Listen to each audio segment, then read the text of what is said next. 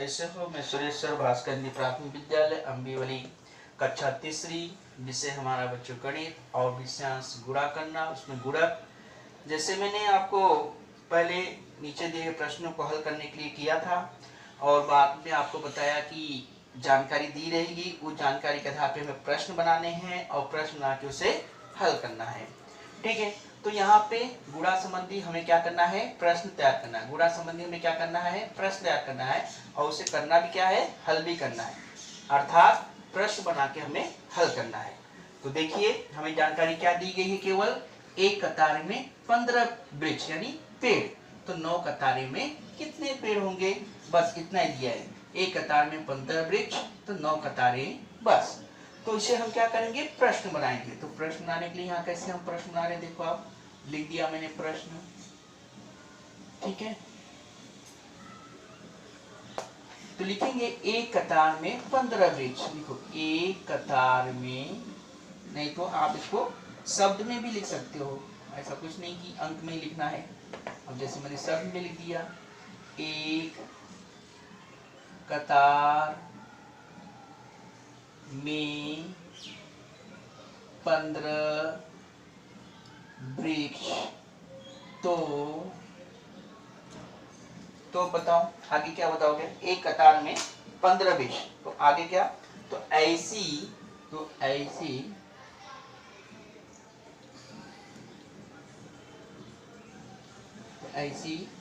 9 कतारें, 9 कतारें में कितने वृक्ष होंगे?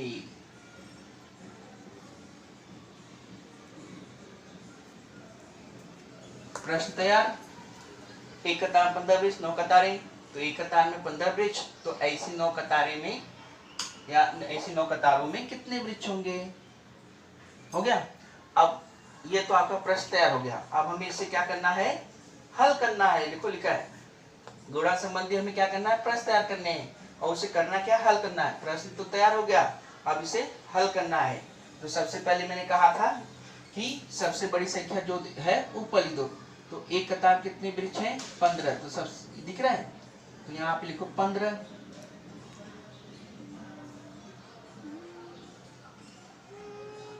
एक कतार में कितना? एक कतार में कितने वृक्ष? एक कतार में वृक्ष कितने वृक्ष? एक कतार में वृक्ष कितने? 15। तो हमारे पास ऐसी कितनी कतारें हैं?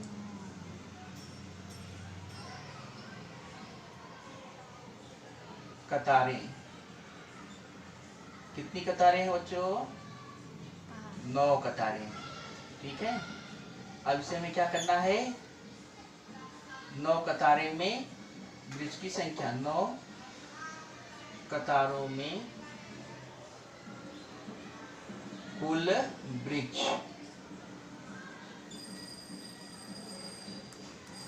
ठीक है, अब हमें वही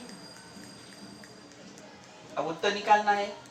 तो जैसे देखिए बच्चों, अब चौखट नहीं बनाए क्योंकि अभी सब आपको पता चल गया है। अब सावधि पर अब आप डायरेक्ट भी कर सकते हैं। 9 का गुणा किस में करेंगे? हम 5 में करेंगे। तो 9 में जब आप 5 में गुणा करो, 9 का गुणा जब आप 5 में करोगे तो उत्तर कितना आएगा? 9 पचे 45, या 5 में गुणा 9 में करोगे तो भी कितना उत्तर आएगा? 5 9 45। तो आप 45 के क्या लिखोगे? 5। हासिल क्या लगाओगे? 4। ठीक, इतना तो हो गया। अब आगे चलेंगे। तो बच्चों जो नीचे इसकी संख्या होती है जिससे हम गुणा करते हैं ना, ऊपर वाली जो संख्या होती है 2 अंक की हो, 3 अंक की हो या 1 अंक की, जो भी अंक की हो, वो नीचे वाली संख्या से हम उसी से इकाई से भी गुणा करेंगे और उसी से दहाई से भी गुणा करेंगे, और आगे चल के सैकड़ा भी दिया तो वही संख्या से हम सैकड़ा से भी गुणा करेंगे। ठीक है, तो यहाँ पे हम 9 का गुणा किससे किए? 5 से किए, हासिल भी लगा दिए 4। अब एक जो बचा है, तो 1 का गुणा हम किससे करेंगे? 9 से ही करेंगे ना। तो 9 का गुणा हम 1 से करेंगे, या 1 का गुणा 9 में करो, उत्तर 1 ही हुआ। 9 1 9। अब 9 1 तो 9 हो गया, तो उसमें हम हासिल कितना लगा है उसको जोड़ेंगे कितना? ऊपर देखो मैंने लिखा है कितना, 4।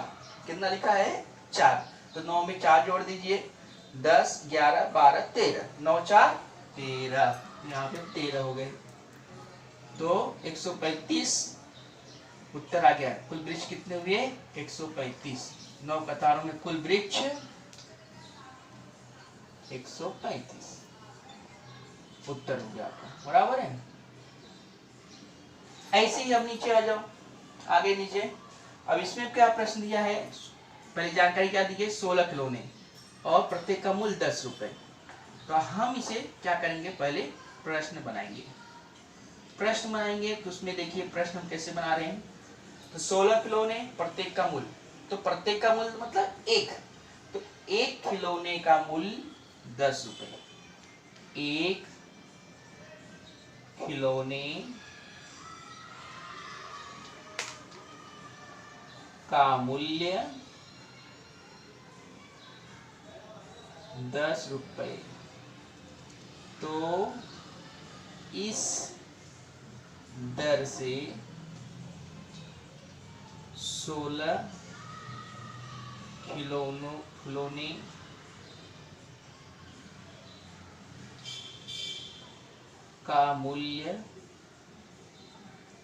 कितना होगा।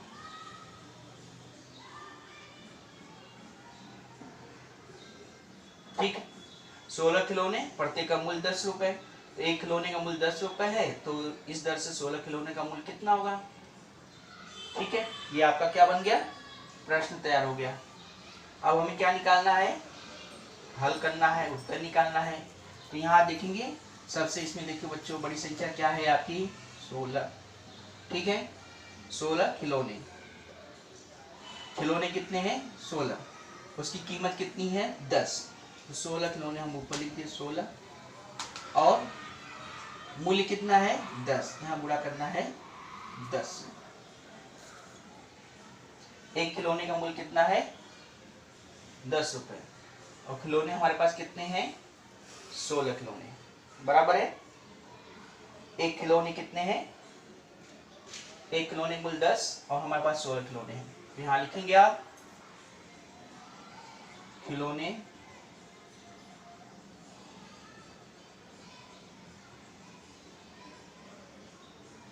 और यहाँ लिखेंगे मूल्य। खिलौने कितने, 16, मूल्य कितने हैं, 10 रुपए। अब इसे हल करना है। ये क्या हल करोगे, 16 खिलौने का मूल्य निकालने जा रहे हैं। का मूल्य हमें निकालना है, तो यहाँ पे खिलौने की कितने खिलौने हमारे पास, 16 खिलौने।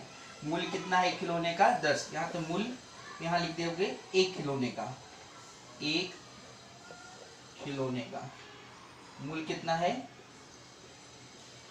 एक खिलौने मूल्य कितना है, 10 रुपए।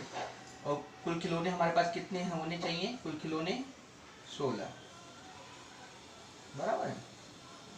समझने के लिए आपको मैंने यहाँ पे लिख दे रहा हूं।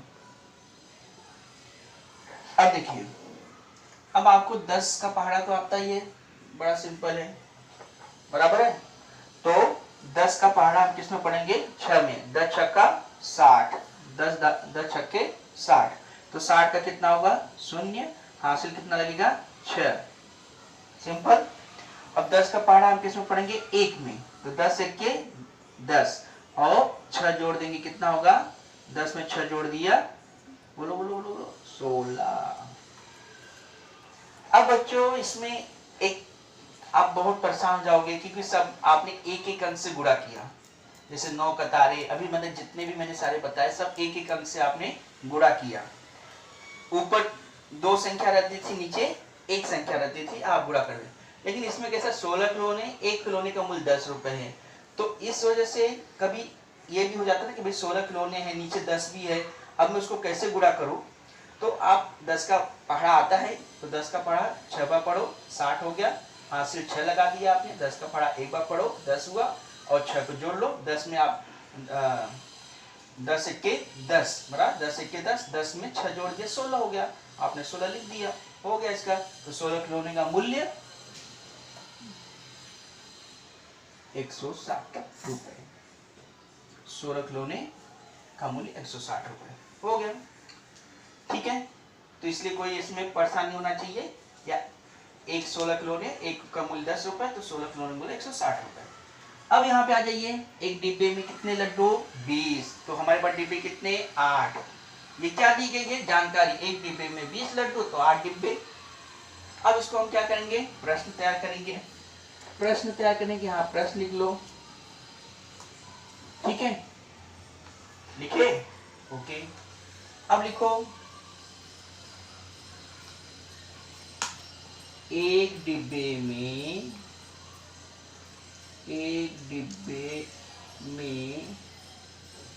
20 लड्डू तो ऐसे ही 8 डिब्बे में कितने लड्डू होंगे? बराबर। ये हो गया आपका प्रश्न तैयार। देखो, एक डिब्बे में 20 लड्डू तो ऐसे ही 8 डिब्बे में कितने लड्डू होंगे? ठीक है, ये प्रश्न तैयार हो गया। जानकारी के ऊपर आपने प्रश्न तैयार किया। अब इसको हल करेंगे कैसे? एक डिब्बे में कितने लड्डू? 20। लिख दिया 20 आपने। ठीक है, थोड़ा ना इसको क्या करना है, थोड़ा दूर लिखो। नजदीक से कैसा है कि आप गड़बड़ कर दोगे। इसमें 2 इधर लिखो, 0 थोड़ा दूर लिखो। 20 हो गया। तो यहाँ पे लिखोगे आप, एक डिब्बे में लड्डू। आगे, एक डिब्बे में लड्डू। एक डिब्बे में लड्डू, कितने लड्डू एक डिब्बे में? 20। बराबर। एक डिब्बे में लड्डू कितने? 20। तो हमारे पास डिब्बे कितने? 8। गुणा करेंगे 8। ठीक है, तो ऐसे भी आपको जैसे बताया, बड़ी संख्या ऊपर, नीचे छोटी संख्या से आपको गुणा करना है। मतलब ऐसा एक बता रहा हूँ, ऐसा हर बार आपके लिए ऐसा नहीं हो कि उसमें ऐसा मतलब बड़ी संख्या से आपको छोटा में गुणा करना है। अब यहाँ डिब्बे में 20 लड्डू हैं, तो 8 डिब्बे में कितने? यहाँ लिखो, कुल डिब्बे कितने? 8। कुल डिब्बे कितने? 8। अब हमें क्या बनाना है? उत्तर क्या निकालना? 8 डिब्बे में लड्डू। 8 डिब्बों में लड्डू, बराबर है। 8 डिब्बे में यहाँ में लिख दो,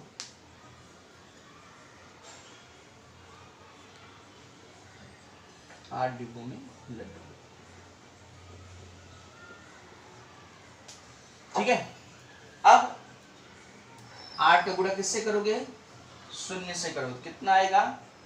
0 आएगा। बोलने की जरूरत है मुझे? नहीं। और 0 का गुणा भी अगर 8 से गुणा, 0 से गुणा, 0 का भी गुणा अगर 8 से करते हो तो कितना आएगा? 0 आएगा। तो सीधा आप यहाँ पे 0 लिखोगे। और कोई भी हासिल दहाई में नहीं लगाना है। कोई भी हासिल दहाई में नहीं लगाना, क्योंकि 0 है। 0 का कोई यहाँ पे ये नहीं है, क्या मान्य नहीं है, हासिल नहीं लगेगा। वह 0 मतलब 1 से भी कम है। अगर किसी अंक के, अगर जैसे जैसे बच्चों 1 है, अभी ये देखिए मैंने 0 लिखा, बराबर है। ठीक है, अगर इस 0 के दाएं साइड में, 0 के दाएं साइड में अगर मैंने 8 लिख दिया, तो ये 0 की कीमत क्या है? कुछ भी नहीं है। ये 0 की कुछ भी कीमत नहीं है। लेकिन अगर मैंने यहाँ पे 8 लिखा और 0 के यहाँ पे मैंने क्या किया बच्चों? 1 मिनट, मैं आपको 0 के बारे में बता रहा हूँ। जैसे मैंने यहाँ पे 0 लिखा, तो 0 के पहले दाएं में मैंने अंक लिखा, तो वो जो दाएं में अंक है वही माना जाएगा, बाकी कोई फर्क नहीं पड़ेगा। लेकिन 0 है, 0 के अगर हम बाएं साइड में, 0 के अपने बाएं साइड में, ठीक है, 0 के अपने बाएं साइड में अगर कोई अंक लिख देते हैं, जैसे 0 के अपने दाएं साइड में, राइट साइड में आप कोई अंक लिखते हो, तो उसका मान कुछ नहीं। अगर यहाँ पे 8 लिख देते हो तो 0 का मान बढ़ जाता है। उसको हम गिनेंगे, पढ़ेंगे क्या? 80 पढ़ेंगे। ये बात ध्यान रखिए। फिर उसके बाद 8 का गुणा किस में करोगे? 2 में। 8 गुना 16, 160। 8 डिब्बों में लड्डू कुल कितने हो गए 160। 8 डिब्बों में कुल लड्डू 160। 8 डिब्बों में लड्डू 160। ठीक है। अब ये लास्ट का है। एक पुस्तक के लिए 36 रुपए, 7 पुस्तकें। एक पुस्तक के लिए 36 रुपए, 7 पुस्तकें। तो ये जानकारी दी गई है। हमें बनाना क्या है, प्रश्न बनाने हैं। प्रश्न लिखिए, यहाँ लिखिए प्रश्न के आगे एक पुस्तक के लिए 36 रुपए, एक पुस्तक के लिए 36 रुपए, तो इस दर से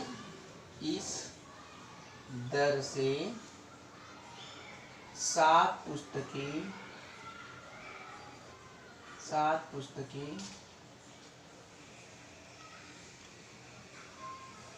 पुस्तकों का मूल्य कितना होगा,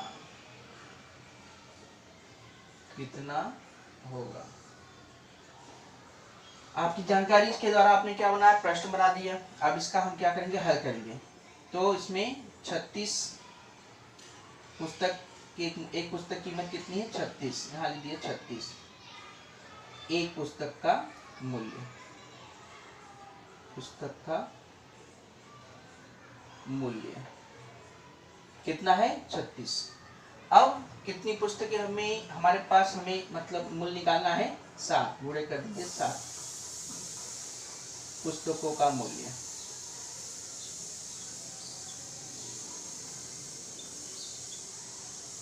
ठीक है, गुणा कर दीजिए।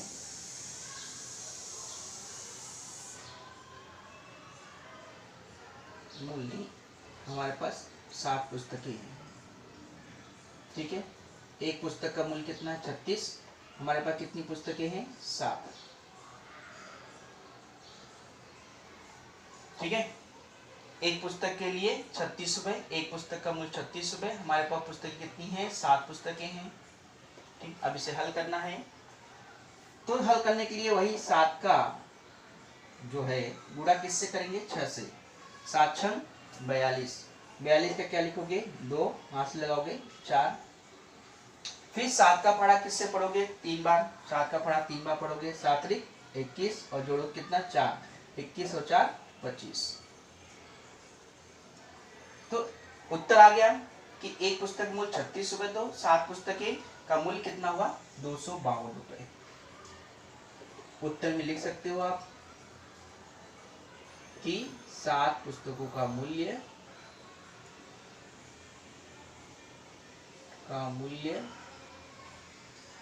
कितना 252 रुपए होंगी। ठीक है बच्चों, तो ये हमने क्या किया, गुणा संबंधी प्रश्न तैयार करके हल किए। बराबर, यहाँ पे आपका पूरा गुणा पूरा हो रहा है बच्चों। और अब अगली बार हम क्या सीखेंगे, भाग के बारे में सीखेंगे कि भाग क्या होता है, तो भाग कैसे होता है, कोई भी चीज को हम बार बार कैसे घटाते हैं, कैसे गुणा करते हैं। अब भाग में आपका जोड़ घटा गुणा भाग सब आ जाता है। ठीक है, तो उसको हम अगली बार बताएंगे। तब तक के लिए आप इसको एक बार अच्छे से देखो, लिखो, समझो। एक बार नहीं तो बार बार इस वीडियो को देख के अपना जो भी मतलब नहीं समझ में आ रहा है उसे फिर से समझने की कोशिश करो। ठीक है, और तब तक के लिए बच्चों धन्यवाद, बाय बाय।